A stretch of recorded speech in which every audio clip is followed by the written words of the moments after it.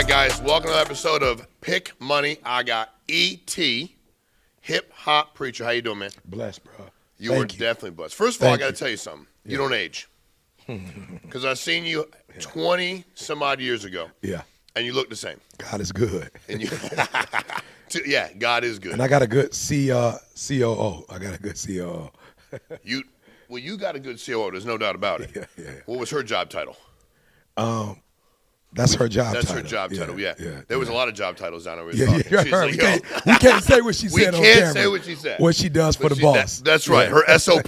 So we know it, but we know what it is. All right, so here, E.T., what we do on here is we're really, really focused on trying to genuinely help people understand that they can go out there and make a difference in lives, whatever that is. Absolutely. And we called it Pick Money because it was like, as I started working and started meeting people that were making good money, the guy said to me downstairs, how did you know you were going to make X amount of money? I said, I met people that were. And I was like, they ain't that smart.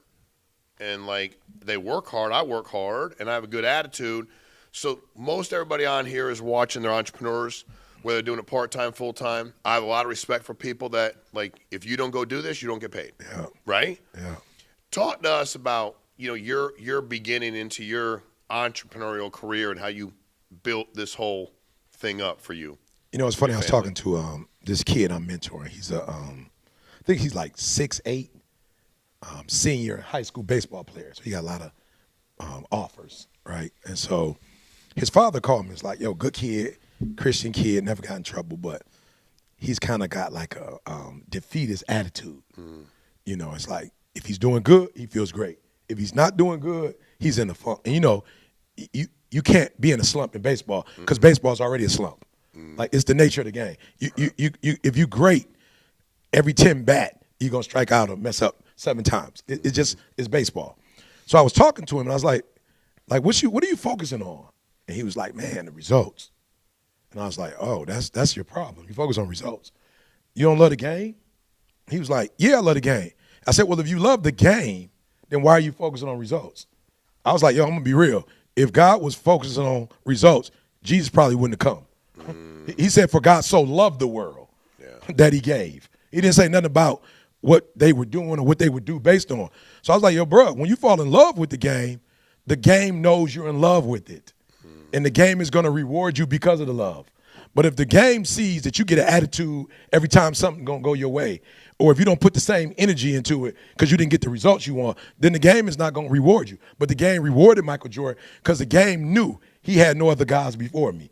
The game knew Mike is all in. Brady is all in. Tiger is all in. Gretzky is all in. Brady is all in. And so I think for me, the reason why I've been around so long and I've had so much success is because I love the game. There was a time I wasn't getting paid. I still love the game. I love the game before I was getting the check. And most people, I can't wait to get on stage. I'm saying on stage with me. Stage is the last thing you do when you're great. That's the least of all. If all you do is speak, you're not gonna get people to follow you if all you do is speak. Yeah. And so I think people have to understand you got to fall in love with what you're doing. Again, I'm not saying there's anything wrong with part-time work, but it can't be part-time commitment. It can't be part-time dedication. It can't be part-time love. You might not be able to do something for 40 hours because of other obligations, but you can give your whole heart. I think that's what he asked for, your whole soul, your whole mind. And I think a lot of people that do what they do, they give parts of it, and that's why you don't get the results. But if you love the game is going to reward you. Wow. All right. So my mother was a Sunday school teacher. And she's an Old Testament Sunday school teacher. Yes. She beat the living shit out of me. Okay? Make sure you hear what he just said. Old Testament. Old Testament. Yeah, she wasn't New Testament. My mom's straight Old Testament. Yeah. And when I was young, we would go to church, and then when my parents split up, my old man don't have any faith, right? So I didn't see him for a while, but like I didn't go to church for a while. And as I got older and I got sober and I found the Lord, I started reading a lot. And I got confused because it's confusing. It is. Okay. But I want your opinion on something. Somebody said to me the other day, how come you don't ever get afraid of anything you're doing, like at all? And I said, well, I read the Bible, and I've never found anything that says I'm supposed to be a coward. And either I have faith or I have fear. Yeah. How do and with no disrespect to people that do this, but I have a lot of people that they hold it in their hand and they point at it and they preach from it, except they don't live by it. Right. How do we help people understand that if you truly have that foundation, you're much more qualified to explain it to me, that there really isn't a lot to be afraid of? Yeah. How do you explain that to people? Well, when people are afraid, they're self-centered. Okay. So anytime I see somebody who's afraid, I'm like, oh, you afraid because it's about you. And you should be. Because if you're doing this in your own strength and your own might, you probably need to be afraid. So that's how I always know when somebody's timid, you know, when they don't walk in the room with, it's like, oh, it's because you're trying to do it in your own strength. But if you were doing it, if God was doing it through you, he's the Alpha and Omega. Correct. He's the beginning and the end. He created everything. It's nothing too hard for God. So when somebody's afraid, you're about self. My wife, man, you know, again, she does a phenomenal job of holding me accountable. And so every year she got this thing. So, you know, I'm trying to outdo her constructive criticism. You know what I'm saying? Get I'm less like, constructive bro, criticism. I'm about to be like, it's 2024. I got it. You know what I'm saying? It's 2024. I got it. Like, she don't got nothing on me. And so she said to me in 2025, you're a narcissist. And I was like, what? Like, I saw a couple people who I see as narcissists in my head. Yeah. And I was like, yo, I'm nothing like them. Like, I'm not. She was like, no. You're not hearing it right. So when you and I talk, and I say something to you and you get defensive, it's because you think I'm saying about you because you're always thinking it's about you. I never said you didn't do this or didn't do that. So you're not listening to me and you're not going, oh, what does my wife need? You're saying, well, I didn't do that. She's like, why are you so, what, like, and I was like, okay, oh, I get it. She's saying that your lens or where you start from is your personal interest. You're not always starting with, and then you're trying to fix everything. I never told you I need you to fix it. I just told you I want you to listen to me. So when I said, I got this problem, and you like, let me grab this, let me. She's like, I never asked you to fix nothing. I just want to talk to you sometimes and tell you what's going on without. And so I was like, oh, you're a narcissist. I got it. Meaning that your point of reference, you're looking at you. And so when people have a low self-esteem, when people are afraid, I get it. You focusing on you. But when you're focusing on God and what God told you to do, bruh, it's like I walk in here today. It's just like you told me what the challenge, what, and I just like, God, please. You know each individual in this room. You know what they need to hear. Say it through me. Not what story can I tell? What degree can I pull from? What experience did I go? No, God, these are your people. Talk through me, to me. You know my life. You know everything that needs to be said. All right, let's go. And so I just think, again, just to help you, you switch. It's not about you. It's about God. And what is God trying to do through you? What is God? Man, when God first showed me 30 million, he's like, look, I need to bless you at this season of your life. I need to give you 30 mil. Now, if it was self, I would have been overwhelmed. But when he said 30 mil, I was like, ooh, we need to build another building for the youth. Got it. We need to get a bus so we can get these kids to, man, we need to send more kids to Dubai. We need to send more kids to, we got a spot in San Juan, Puerto Rico. We got a spot in Arizona, more games. I just took a group of kids with me to the Boston Celtics. My boy, shout out, man, Brown, Jaylen Brown came and spoke to the kids, 15, 20. Jason Tatum came, 15, 20 spoke. The kids was just like, they'll never be the same again. It's like God was like, no. I'm giving you money for airline tickets. I'm giving you money for hotels. I'm giving you money for food. I'm giving you money for travel. It's like, let's go. But if it would have been just, I don't know what to do with 30 mil, the IRS is going, you know what I'm saying? Like, people going to be calling me. People going to want to, it's like, I want a lot. And God was like, no. I'm giving you 30. It has nothing to do with you. Now, you're going to be blessed, but it has everything to do with, and I'm telling you, man, as I start doing that, the fact that you called me, like, you don't even know this. January for me, traditionally, has been a very slow month. Like, and not in a bad way. Like, I'm not disrespecting God. In 12 months, he going to do it. But normally January, we don't necessarily start January off with a bang. And there's just some things I did that God asked me to do, and I had more gigs. I think this January, come on, y'all, I'm not mistaken. I had 3 big gigs, and it's like, God, he's like, I got you. Just do what I tell you to do, and I'll work everything out. So I think fear comes from self, faith comes from God. And I think what I love about listening to you talk, it's funny, there was a guy back there. We had a number of people in here for a couple of days speaking, and you said it a few minutes ago. You got to do more than just speak. Yeah. Bro, yeah. I mean, people, and in business, what people don't seem to understand is everybody wants to lead until it's actually time to lead. That's the whole punch me in the face. Like, everybody's ready for a fight until it's time to go outside. Yeah. You know what I mean? And if you're worried about the result, not like, there's a reason why I'm in this altercation or situation in my life. I got to do it. But you got to do more than that. And I remember when I got, and I want because you're so able to communicate this to people, it's okay to not have the damn answers. Yeah. It's okay to say, you know what, man, I don't know. Like, can you help me with that? Like, if I was asked a question I couldn't answer, I'm like, AT, can you like, I'm good with that. I was in the room earlier. Kid walks in. He's got a girlfriend having a baby, and she's 28, he's 30, 6 dudes in the room with him, and they're all giving him advice what to do. And I'm like, 1, 2, 3, 4, 5. They have 8 marriages between them. The longest tenured current marriage is 6 months. He's 60. And these guys are giving advice to my man.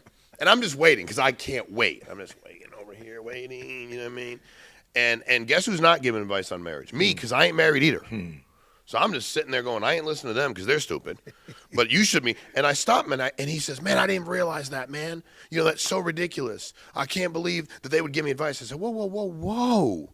You were listening. That part. You were listening to them.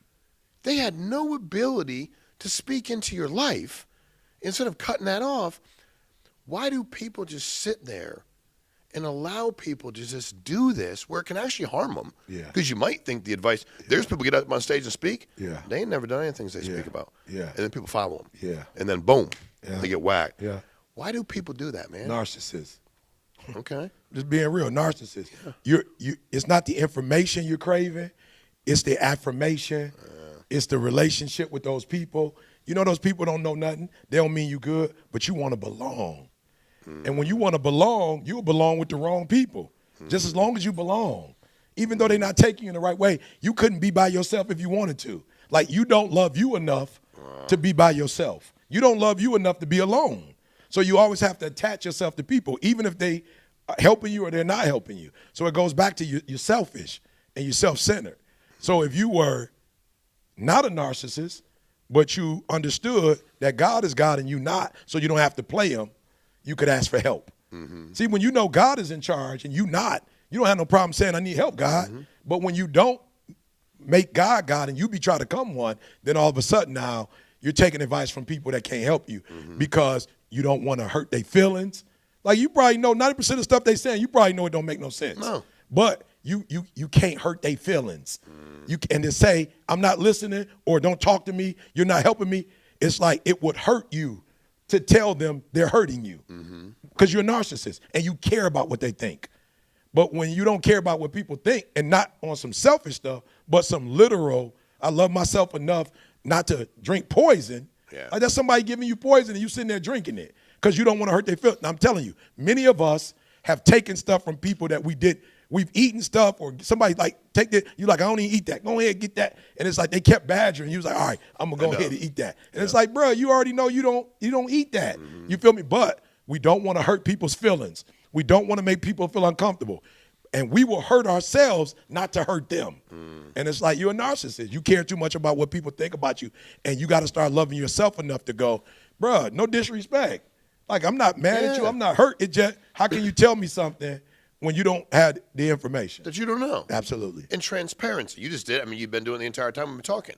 You know, you're sitting there sharing something about your conversation with your wife, and I say it's in sales all the time. I'll say, how did sale go? Well, you know, no sale. Why? They. I go, well, that's interesting. They. Ain't that some shit? They. So they fill out a form. They want it.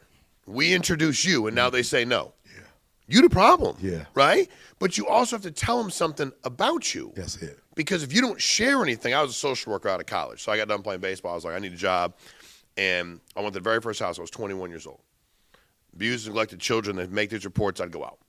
Lady answered the door. She looked at me. She said, can I help you? I said, yeah. I said, the state sent me here. She said, boy, how old are you? I said, 21. She said, I have underwear older than you. Mm-hmm.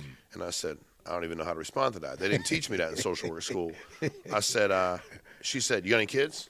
I said, nope. She said, married? I said, no, ma'am. She said, how can you help me?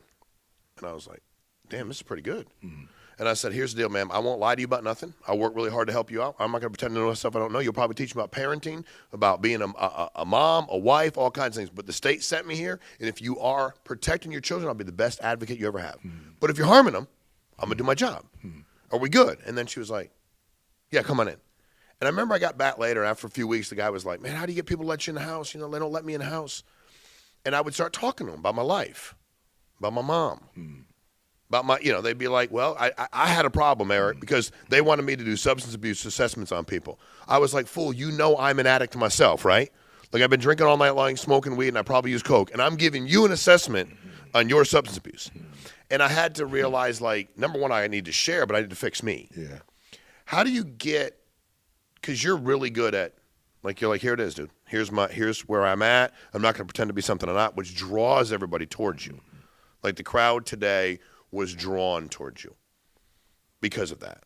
How did you learn to do that? How do you help people understand that if you keep it all to yourself, you don't make a deposit, they ain't going to tell you anything. Absolutely. They ain't going to buy nothing. They're not going to do business with you. Yeah. This is not church, but there was a video I saw years ago. It was KD, Kevin Durant. Yeah. I'm sorry, KG. Okay. Kevin Garnett. Yeah. He was playing with the Timberwolves at the time. And, you know, he was like an all-star, killing it. Savage. Killing it. Yeah. But they weren't going to the playoffs, really. They weren't winning. Mm-hmm. He sat down with John Thompson. Okay. And they had an interview. And he started crying. He said, cut the camera off. Because he's from Chicago, hard kid. No doubt. And John was like, how you feeling? What's going on? And he just broke down. We losing. And you could tell he was winning. He was used to winning and that he was a winner. And it was breaking him. We losing. And he just was emotional. Cut the camera off. And I just got to a point where I was like, E, you doing it the way you want to do it. You know? Didi's like, you doing this, you doing that? I'm like, yo, you're not my mama. Like, I married you. Like, why you trying to act like my mama? And we kept talking, and she just was like, you losing. You're losing. You didn't finish high school. Now you got kicked out of college. You know, you losing. And you a good kid. You a good human. You a good person. You love God. You got an anointing. But you losing. And it's like, how long you going to keep doing stuff? And here's what I believe. We get so married to ourselves that even though it's not working, we'll keep doing it because it's what we like to do. It's just like we comfortable. It's like we married to it. It's like other stuff. Man, you a dog somebody else out for doing that. Yep. But you won't hold yourself accountable for doing it. You see somebody else doing it, you killing them. And it was like, E, you losing. So I got to a point where it's like, yo, I'm not married to my ways no more. I'm married to winning. Man, bruh, you know how good it feels to win? Like, you call me to close out your conference. This your baby. Yes, it is. You're not just letting anybody in here. You the only one. You negotiate with us like, yo, I value you, E. This is what we willing to pay. I'm like, praise God. I get here, we got a meet and greet, then we doing a podcast. I like this. So my wife, even before she started, she was like, look, last year you did a gig in Vancouver, it was trash. Like, I don't care who told you they liked it. I don't care who said it was cool. It was trash. I know you. I saw you. They weren't really responding the way you want. And so I saw you. She's like, yo, you're going to have to get out of that feeling stuff. Like, you got to get out. Like, you're a professional. And it hurts me to see because 99.9% they in it, but then you get a group that's not. And the way she's like, yo, you need to be studying. You need to be reading. You need to be, don't you ever let that happen again. And I was like, all right. So then the day she was like, all right. You know what I'm saying? I know. Don't go in there and, you know what I'm saying? And it's like, there used to be a time where I was like, why you talking to me like that? Why you correcting me? Now I go, coach, I want to win a championship, coach. I want to win 3, 4, 5, 6. I want to be this good 10 years from now. So whatever you see, whatever you see, tell me, because I don't want to do what I want to do and be happy for a moment and lose. I'd rather that sting you give me I'd rather take that sting for a minute and be happy forever than be happy for a minute and be miserable, broke forever. Felt good about doing it my way, but broke. Felt good doing it my way, but not healthy relationship. Felt good doing it my way, but they talking about me like I was dope last year or the year before. The way she does it, it stings initially. Yeah. I was going to say it don't, but I think she likes stinging me. I think she likes it. So it stings, but the results from it, it's like after we're seeing you go, seeing it's like, yeah, I'd rather that than how I used to, just want to feel good in the moment. Well, and great. The people I've seen be very successful allow themselves to be coached. Yeah. I mean, at the end of the day, are you looking for help? Are you looking for productivity? Or are you looking, like you said, and that's a narcissism, you're right. Are you looking for somebody to say, because I tell people, I can tell you when all right. Yeah. And also, when we do these, I had a guy, and I'm not mad, but it's funny. I'll tell you a quick story. So we do these events, and I say to people, if the speaker runs over the time, we play him off of music, okay? Now, it's still a business. Yeah. So you get to make decisions on the fly. Yeah. So you're getting done, you're wrapping up, you finish anyway. But I was like, hey, yo, by the way, if he runs over, do not play him off. Let him roll. Now, there's other dudes that think they're a lot bigger and badder and more fit. They played off. They play him right off. They're like, the music came on. Yeah, motherfucker, because you ran over. Get off. You needed to be off. You were done 25 minutes ago, man. Get off my stage. Yeah. But you got to make those decisions. Absolutely. And at the end of the day, it's about the people in an audience. But part of that is that I want to be coached. Yes. And I think that when we look at all the people out there that don't want to be, and then it's like, how do you think it's going to grow for you? Because we want you back. We'll come back. You'll crush it again. It'll be great. We'll do some other stuff. But everybody left here today not motivated like last for a period of time, empowered and grounded. And also in today's world, we're never going to be afraid to talk about what we believe in here. Amen. Never. So you're like, guy said to me, man, I don't like you said that. I was like, hey, bro, you know what's funny? Hold on a minute. I didn't ask you. Let me just think. I was just asking you if you want to know why I taught about God. I didn't even check with you. Right. So I'm totally good. But thanks for your opinion that I don't care about at all. Not what I didn't ask for it. And I'm not doing it to you either. Like, I expect it, right? That's Absolutely. what I'm saying. So when you look, I want to wrap with this because this is unbelievable. Yeah, this is good stuff. When you see the opportunity in America today, you were talking when you opened up. No question. We're alive. That's it. We got opportunity. That's it. Talk to these folks that are listening about the opportunity they have to go out there and make their dreams come true. Yeah, let me just be frank with you. Like, you have two ways of looking at stuff, and I'm always real about the challenges, right? But if you are I don't understand this. We love football, but we love football because it's offense and defense. It's not some dude running a football by himself, and if he can run a certain speed and get to the end zone without nobody checking, my man, touchdown. It's like we watch football because it's like 4th and inches. And we like, Kansas City playing, Buffalo going for it. It's 4th and inches. They already know quarterback sneak. Okay, what? And this dude, they grabbing. Nope. It's like basketball. You watching your favorite player go down, somebody checking him. He trying to dunk. But in real life, bro, when you got something going up against you, now you crying. Now you worried. Now you, bro, check up. You loved it. Bro, you when I was a it. kid, bro, let's go. I played football, bro, let's go. We played tackle on the street, like on the concrete. No pass, no nothing. I was that guy. Give me the rock, bro. I know I can run my man over. As small as I was, I can run you over. But it's like when we go through real life, there was an obstacle. Guess what? If it was easy, everybody would do it. If they was giving out millions, everybody would have it. If they were you number one motivational speaker in the world, if everybody could be number one, everybody be one, and nobody would really think it was that deep because everybody could do it. So it's like for me, it don't really get exciting to me until it's a challenge. You know, so are there challenges in this world? Absolutely. And I'm going to tell you something.